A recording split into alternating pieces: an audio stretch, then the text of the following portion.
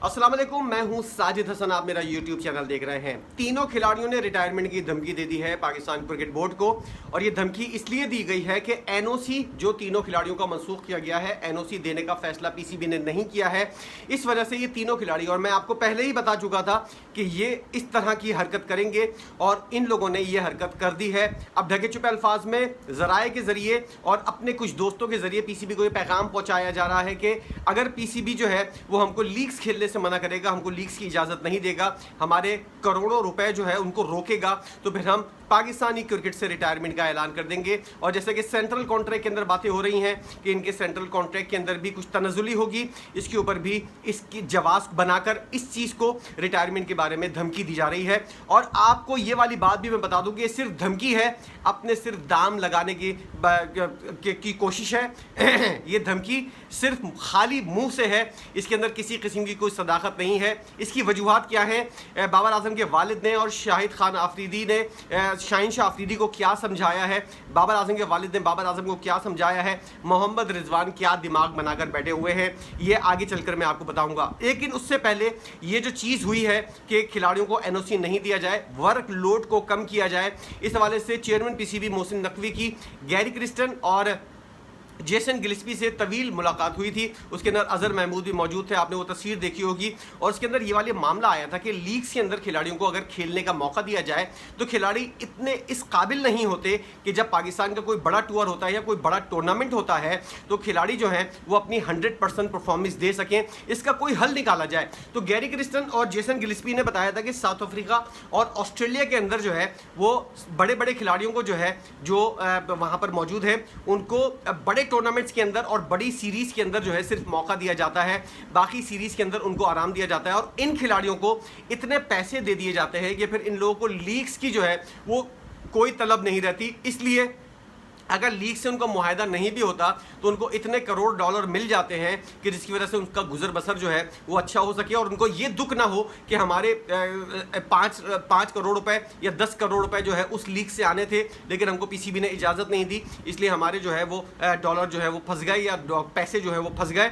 इस चीज़ का हल ये निकाला गया है कि पाकिस्तान के अंदर सिर्फ 3 सो कॉल्ड स्टार्स हैं, मोहम्मद रिजवान, बाबर आजम और शाहीन शाह आफरीदी। ये तीनों स्टार्स जो हैं ये सिर्फ एक टूर्नामेंट के अंदर चलते हैं, जैसे कि 2021 के टूर्नामेंट के अंदर इंडिया को हराया था। उसके बाद से इन चिरागों के अंदर रोशनी नहीं है, लेकिन ये अपने आप को सो कॉल्ड सुपरस्टार ज़रूर समझते हैं। और पीसीबी भी जो है वो इन तीनों को जो है वो सुपरस्टार के तौर पर टैकल करता है। ये पाकिस्तान का अलमिया है कि इन तीनों के अलावा किसी और खिलाड़ी को ना आगे बढ़ने का मौका मिलता है, ना ही वो सुपरस्टार बनने की जो है वो कोशिश करता है, और ना ये लोग अगर कोई कोशिश भी करें, अब्दुल्ला शफीक, सऊद शकील या फिर कोई और सा खिलाड़ी, उसको जो है ये लोग आगे नहीं बढ़ने देते, उसको स्टार बनने का मौका नहीं बनने देते। तो नसीम शाह ने अपनी मदद आपके तहत जो है वो अपनी जगह बनाई है, लेकिन एक बेहतरीन मौका मिला हारिस रऊफ़ को। उसने अपने आप को इज़्ज़त की बुलंदियों के ऊपर जाने के बजाय ज़िल्लत के गटर के अंदर जाना जो है उसने मुनासिब समझा। यही चीज़ इफ्तिखार चाचा और शादाब खान जो एक ज़माने में सुपरस्टार के तौर पर देखे जाते थे, आज वो जो है वो कीचड़ के अंदर लिपटे हुए, ज़िल्लत की कीचड़ के अंदर लिपटे हुए नज़र आ रहे हैं अपनी परफॉर्मेंस की वजह से। और एक नसीम शाह है जिसने 100% देने की कोशिश की, आज पूरे पाकिस्तान की आंखों का तारा है। और ये मुतालबा किया जाता है कि नसीम शाह को जो है पाकिस्तानी टीम का कैप्टन बनाया जाए, उसके अंदर तमाम तर सलाहियतें मौजूद हैं। तो गैरी क्रिस्टन और जेसन गिलिस्पी ने ये वाला सजेशन दी मोहसिन नकवी साहब को, और उनको ये वाली बात समझ में आई। अब होगा क्या, बाबर आजम, मोहम्मद रिजवान और शाहीन शाह आफरीदी को जो है वो पीसीबी एक प्रपोजल देगा। ये सारी बातें जो हैं ये रिटायरमेंट ले रहे हैं, और ये सब टोपी ड्रामा है, अपने दाम बढ़ाने की कोशिशें हैं, किसी किस्म की इसके अंदर कोई सदाकत नहीं है। शाहिद खान आफरीदी ने ये वाली धमकी दी है, उसके बाद शाहिद आफरीदी जो है उन्होंने ये वाली बात समझाई है कि पाकिस्तानी टीम के अंदर आने के लिए और पाकिस्तानी टीम के अंदर अपनी जगह बरकरार रखने के लिए मैंने क्या क्या जतन किए हैं। मैंने कुरान के ऊपर हलफ उठवाया, यूनुस खान के खिलाफ में गया, मैंने क्या कुछ नहीं किया, किन किन खिलाड़ियों के करियर तबाह नहीं किए अपनी जगह बनाने के लिए। और तुम खुद से अपनी जगह खुद छोड़ रहे हो कि लीग्स खेलनी है मुझे। अगर तुम पाकिस्तान के लिए खेलोगे तो तुम्हारे लिए लीग्स के दरवाजे हमेशा खुले रहेंगे। ये बात उसके पठान दिमाग के अंदर आई है, अखरोट दिमाग के अंदर उसके आ गई है और उसको समझाने की इसलिए ज़्यादा ज़रूरत पड़ती है कि वो अपने दिमाग से नहीं बल्कि टखने से सोचता है, इसलिए कुछ ज़्यादा चीज़ें उसको जो है वो समझाने की ज़रूरत पड़ती है। यही चीज़ उसकी बॉलिंग के अंदर है कि दिमाग से अगर वो बॉलिंग करे तो बहुत अच्छा एक प्राइम बॉलर बन सकता है, लेकिन दिमाग अगर होगा तो ही आदमी सोचेगा। यही चीज़ बाबर आजम साहब के वालिद साहब ने बताई और उनके भी दिमाग के अंदर ये वाली बात नहीं आई थी कि पाकिस्तान है तो तुम्हारी इज्जत है और पाकिस्तान अगर नहीं है। और ये लोग इतना लाइट लेते हैं, इतना फॉर ग्रांटेड लेते हैं पाकिस्तानी टीम को खेलने के लिए। और हमारा बोर्ड भी माशाल्लाह ऐसा है कि जो खिलाड़ी जो है पाकिस्तान के से खेलने को फॉर ग्रांटेड लेते हैं, बजाय उनको 1 साल के लिए बैन करने के उनके आगे पीछे घूम रहे हैं, उनको पैसों की ऑफर कर रहे हैं और सो कॉल्ड स्टार के तौर पर जो है वो उनको टैकल किया जा रहा है। यही जहालत जो है पाकिस्तान की बर्बादी का सबब बन रही है। पाकिस्तान की क्रिकेट जो है पाकिस्तान के अंदर बर्बाद हो रही है। उसके अंदर मेन रीज़न यही है कि क्रिकेट को जो है वो समझने वाले लोग जो है वो क्रिकेट बोर्ड के अंदर नहीं है। आज रमीज़ राजा अच्छा लगने लगा है मोहसिन नकवी साहब और ज़का अशरफ और नजम सेठी के इक़दाम के बाद कि रमीज़ राजा किसी न किसी हद तक तो क्रिकेट का बंदा था, किसी ना किसी हद तक। बेशक वो कराची वालों से ज्यादती करता था, बेशक वो बहुत ज़्यादा तासुब पसंद था, बेशक वो एक तबके को बहुत ज़्यादा सपोर्ट करता था, लेकिन क्रिकेट की चीज़ें जो है वो उसको पता थी और किस तरह क्रिकेट चलाई जाती है उसको इस बात का अंदाज़ा था। यहाँ पर तो बिल्कुल ही अंधेर नगरी चौपट राज हुआ है। सूरत हाल इस वक्त ये बन चुकी है कि अब शाहीन शाह अफरीदी, बाबर आजम और मोहम्मद रिजवान जो सो कॉल्ड पाकिस्तान के पीसीबी की नज़र में सुपरस्टार्स हैं, जो ना कोई मैच जितवाते हैं, ना कोई सीरीज़ जितवाते हैं, ना कोई टूर्नामेंट जितवाते हैं, लेकिन फिर भी पाकिस्तान के सुपरस्टार बने हुए बैठे हैं। हर ऐड के अंदर ये लोग आ रहे होते हैं। पाकिस्तानी अवाम को भी सलाम है कि ऐसे लोग जिन्होंने तकरीबन 4 साल पहले कोई मैच इंडिया के खिलाफ कोई जितवाया था, उसके बाद से अब तक 0/0 कारकर्दगी है उनकी, लेकिन अभी भी पाकिस्तानी अवाम जो है इनको सपोर्ट करती है और इनको सुपरस्टार के तौर पर टैकल करती हुई नजर आती है।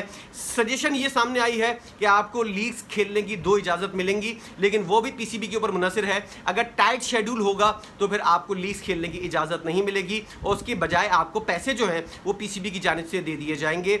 जितने पैसे लीग्स आपको दे रही है, आपको घर बैठाकर पीसीबी जो है वो आपको ये पैसे देगा और इसके ऊपर मामला जो है वो आगे बढ़ने की अब चीज़ें सामने आएंगी। और ये वाली चीज़ जो है इन तीनों खिलाड़ियों को एक्सेप्ट कर लेनी चाहिए और एक्सेप्ट करेंगे भी, क्योंकि ग्लोबल T20 के अंदर जिस तरह का इन लोगों का एनओसी कैंसिल हुआ है, इसके बाद ये तीनों जो हैं वो अपने पैसे जाने के गम के अंदर जो है वो मुब्तला हैं और इसी जज्बाती बुनियाद के ऊपर जो है इन्होंने रिटायरमेंट का फैसला किया है। ये रिटायरमेंट का फैसला वापस हो जाएगा और उसके बाद इन लोगों को कंपनसेशन जो मिलेगी वो इस तरह मिलेगी कि पीसीबी जो है वो इनको अलग से इन लीग्स के अंदर जितने पैसे मिल रहे थे उसके हिसाब से इनको पैसे दे दिए जाएंगे। और जैसा कि साउथ अफ्रीका, ऑस्ट्रेलिया, न्यूजीलैंड के अंदर होता है, जैसा कि हमने देखा कि ट्रेंट बोल्ट जो है वो उसने न्यूजीलैंड से मुआहदा किया हुआ था, कोई भी बड़ा टूर्नामेंट होगा मैं उस वक्त खेलने के लिए आऊँगा, वरना मैं जो हूँ न्यूजीलैंड की टीम को जो है वो सर्व नहीं करूँगा। हाँ, अगर कोई ऐसी सीरीज़ होगी जो ज़रूरी होगी, टेस्ट मैच की होगी या फिर T20 या वनडे की होगी उसके अंदर जो है वो मुझसे मुआहदा किया जाए। अब ये खिलाड़ी इस काबिल हो गए हैं, जैसा कि डीकॉक हुआ, ट्रेंट बोल्ट हुआ, डेविड वार्नर, इस तरह के लोग जो हैं वो इस तरह की चीज़ें, मिचेल स्टार्क हुआ, ये लोग जो हैं वो अपने बोर्ड के कहने के ऊपर जो है वो आते हैं और उसके बाद जो है वो अपनी